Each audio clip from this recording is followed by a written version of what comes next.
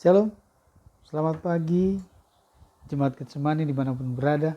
Kembali berjumpa dengan saya Pendeta Samuel Siobesi. Kita akan kembali untuk diberkati oleh renungan firman Tuhan pada hari ini. Saya percaya Bapak Ibu siapkan hatimu, buka hatimu, karena kita harus terus selalu setiap saat bersyukur kepada Tuhan. Untuk itu mari kita berdoa.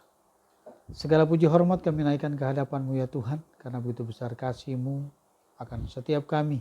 Kami ada segambar serupa seperti Engkau. Terima kasih Tuhan, kami kembali mau membaca kebenaran firman-Mu dan merenungkannya.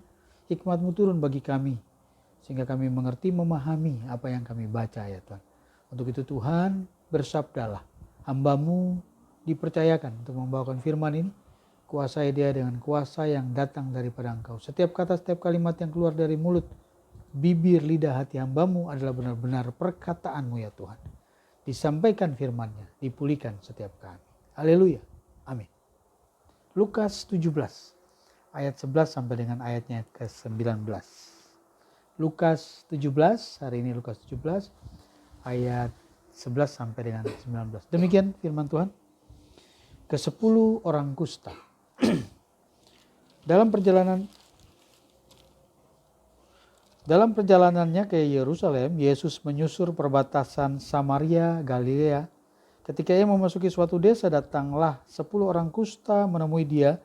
Mereka tinggal berdiri agak jauh dan berteriaklah, Yesus Guru, kasihanilah kami.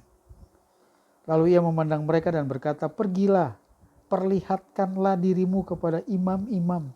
Dan sementara mereka di tengah jalan, mereka menjadi tahir. Seorang dari mereka ketika melihat bahwa ia telah sembuh, kembali sambil memuliakan Allah dengan suara nyaring. Lalu tersungkur di depan kaki Yesus dan mengucap syukur kepadanya. Orang itu adalah seorang Samaria. Lalu Yesus berkata, bukankah ke-10 orang tadi semuanya telah menjadi tahir? Di manakah yang 9 orang itu? Tidak adakah di antara mereka yang kembali untuk memuliakan Allah selain daripada orang asing ini? Lalu ia berkata kepada orang itu, berdirilah dan pergilah. Imanmu telah menyelamatkan engkau. Haleluya, saudaraku. Ya. Renungan pagi pada hari ini temanya kuasa di balik pengucapan syukur. Kuasa di balik pengucapan syukur. Bapak Ibu, penyakit kusta itu tidak ada obatnya. Pada masa itu ya Bapak Ibu, tidak ada obat. Orang yang sakit kusta itu bagi kaum Yahudi dianggap najis, saudaraku. Oleh sebab itu mereka harus sendiri, harus terisolasi. Ya. Mereka tinggal di satu tempat tersendiri dan di luar. Tidak boleh gabung dengan kaum Yahudi.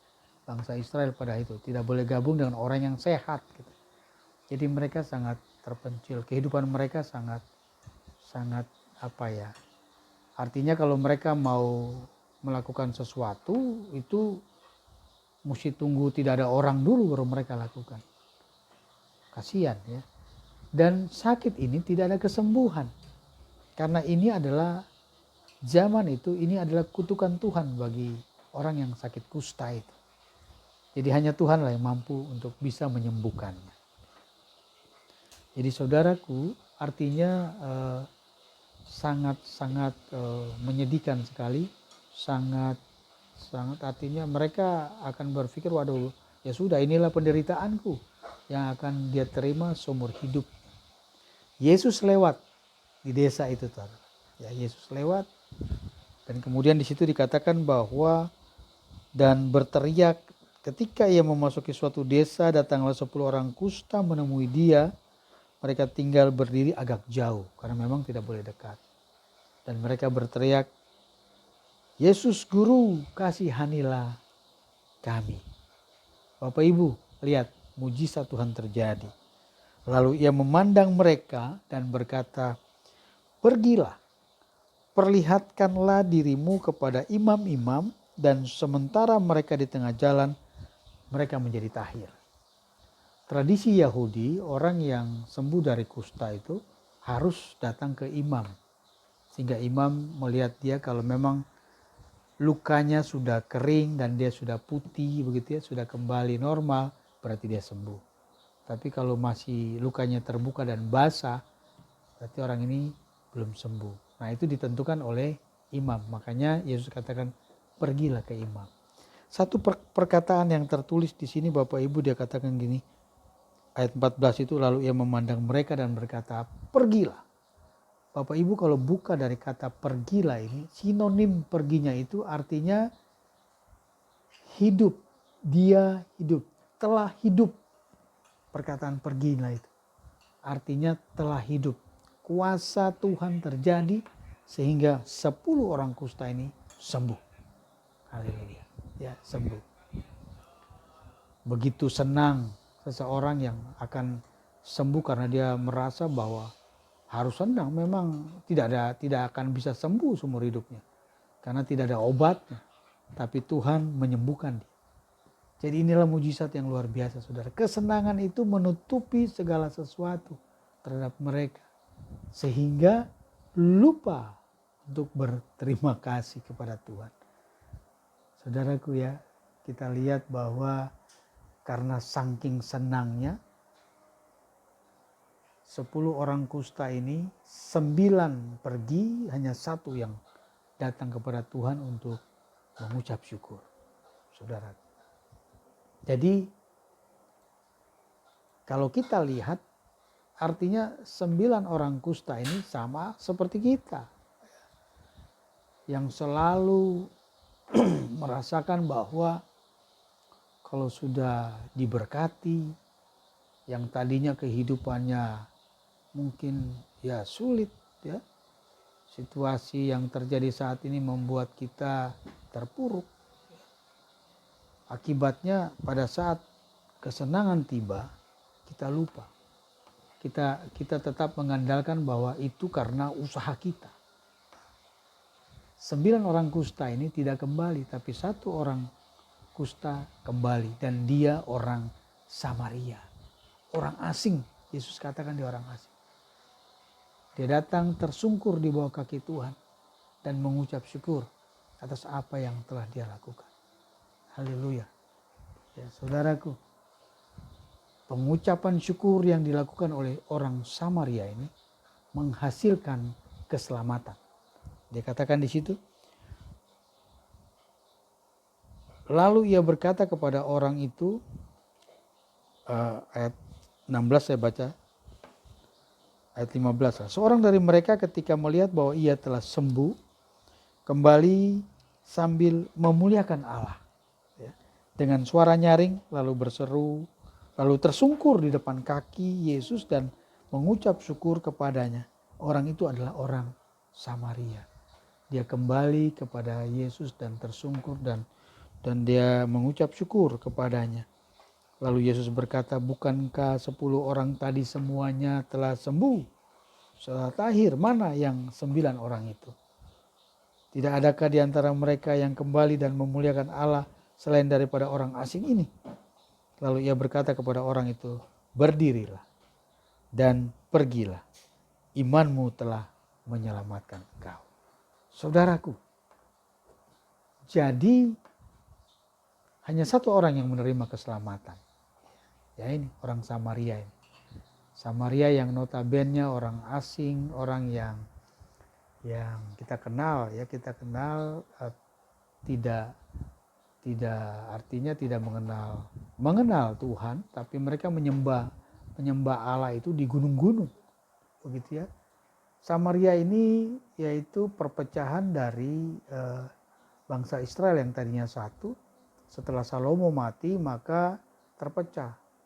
Rehabeam memimpin Yerusalem atau disebut dengan Yehuda atau kerajaan Israel Selatan, sementara Yerobeam memimpin kerajaan Israel Utara atau Samaria ini. Dan raja-raja di Samaria itu semua lebih cenderung menyembah Baal dibandingkan menyembah Tuhan. Ya, sehingga memang terjadi permusuhan dari dahulu kala antara bangsa Yahudi dan orang-orang Samaria. Ya. Nah, untuk itu orang bangsa Yahudi tidak akan pernah bergabung dengan orang Samaria ini. Nah itu, sehingga dia disebut sebagai orang asing. Yesus pun menyebut dia orang asing. Tapi lihat, orang asing yang kita tidak anggap ini, dia punya rasa bahwa dia harus rasa berterima kasihnya dengan mengucap syukur. Ya, mengucap syukur. Nah, kadangkala kita lupa untuk kita bersyukur atas apa yang telah kita terima. Apa yang kita dapat. Apakah itu kemewahan, kita punya rumah, kita punya kendaraan, atau kita punya segala sesuatu yang mengangkat derajat kita yang tadinya kita terpuruk, kita miskin, tidak punya apa-apa. Kemudian Tuhan berkati, ya, Tuhan sediakan segala sesuatu, membuat kita tertutup mata rohani kita, sehingga kita terus menganggap bahwa ini adalah hasil karyaku. Dunia itu adalah isinya hanya ada keinginan daging dan keinginan mata, keangkuhan hidup. Isinya dunia ini. Itulah yang membuat kita yang ada di dunia ini akan terus hidup dengan keangkuhan itu. Itulah yang Tuhan katakan sebagai penyembahan berhala. Nah, penyembahan berhala inilah yang membuat Tuhan jauh daripada kita.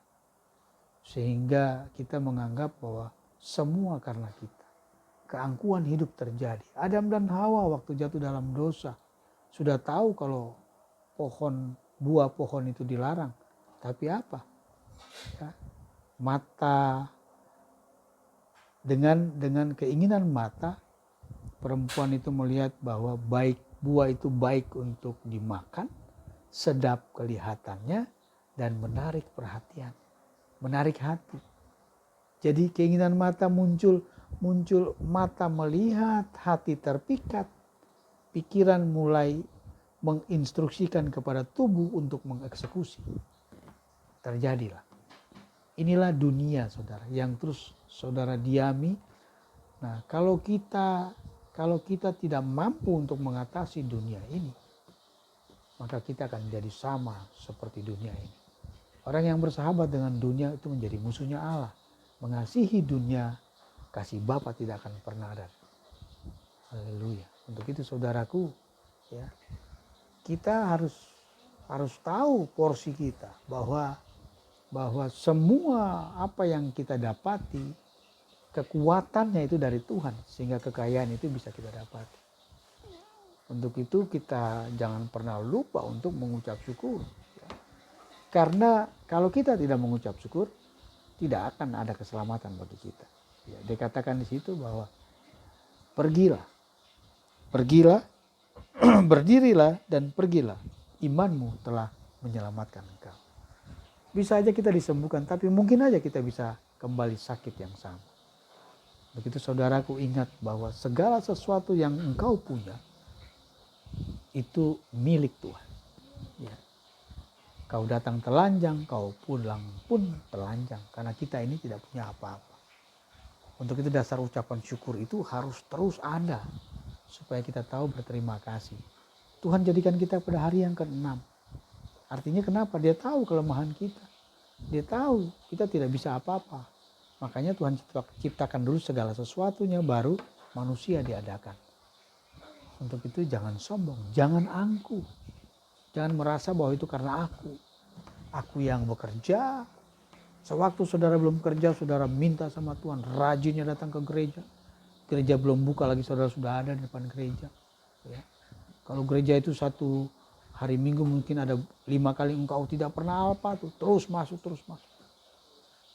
Setelah engkau mendapat keinginanmu, pekerjaanmu dapat, ya, mulai kendor pelan-pelan, kendor sampai akhirnya tidak pernah ke gereja dengan alasan bahwa aduh saya sibuk dengan pekerjaan saya. Padahal ingat, semua itu berasal daripada Tuhan. Ingat ciptaanmu, engkau dijadikan terakhir. Mulai dari tempat tinggal Tuhan sediakan, makan minum Tuhan sediakan, pekerjaanmu Tuhan sediakan, bahkan kekayaanmu Tuhan sediakan. sampai kepada istrimu, Tuhan sediakan. Semuanya Tuhan yang punya. Dengan mudah dia akan mengambil. Untuk itu saudaraku, ingat firman Tuhan hari ini. Ya. Karena engkau dan saya adalah orang-orang pilihan Allah yang dikuduskan, ya, dan dikasihinya. Kenakanlah belas kasihan, kemurahan, kerendahan hati, kelemah lembutan, kesabaran. Sabarlah engkau seorang terhadap yang lain. Dan ampunilah seorang akan yang lain jika mereka menaruh dendam kepada seorang. Karena Yesus mengampuni saudara. Ya, saudara perbuat jugalah demikian. Dan di atas semuanya itu kenakan kasih sebagai pengikat yang mempersatukan dan menyempurnakan. Ingat saudara, semua itu dari Tuhan. Dan satu saat kelak, pada saat engkau dipanggil Tuhan, tidak ada satupun yang engkau bawa. Untuk itu bersyukurlah. Bersyukur itu artinya takut akan Tuhan dengan beribadah kepada Dia. Datang membawa korbanmu kepadanya sebagai tanda ucapan syukurmu. Maka percaya, Tuhan katakan, berdirilah dan pergilah, imanmu menyelamatkan engkau. Terpujilah Kristus. Jemaat Getsemani, ingat dimanapun kau berada. Hari ini firman menyatakan bahwa mari kembali kepada Bapa. Datang kepada Dia dengan ucapan syukurmu. Maka keselamatan itu menjadi kepunyaan. Kita doa. Terima kasih Tuhan. Hari ini firman mengajarkan kami bahwa kami harus mengucap syukur. Karena semua yang punya kami itu asalnya daripada Tuhan. Tuhan ampuni kami. Kalau kami jauh melangkah. Kalau kami tidak ingat bahwa semuanya ini punya Engkau. Untuk itu Roh Kudus, sempurnakan kami. Kembalikan kami. Tutup bungkus kami dengan kuasa darah-Mu. Lingkupi dan kemuliaan-Mu, pagari dan pasukan bala tentara-Mu. Karena kami tahu Tuhanlah yang mempunyai segala-galanya. Untuk itu Tuhan, terima kami. Jadikan kami milik kepunyaan-Mu ya Tuhan. Sehingga hidup kami terus berada dalam koridor-Mu, berada dalam naungan-Mu. Hadirlah Tuhan dalam setiap kehidupan kami. Haleluya. Kami tidak mau sendirian lagi. Kami mau bersama Yesus. Kami cakap menanggung segala perkara. Terima kasih Tuhan. Haleluya. Amin. Terpujilah saudaraku dimanapun berada. Firman yang sederhana ini mau membuat kita sadar bahwa semua yang punya kita itu berasal dari Tuhan. Untuk itu bersyukurlah. Ya. Sampai berjumpa kembali dalam channel yang berikut. Saya percaya Bapak Ibu diberkati. Haleluya. Amin.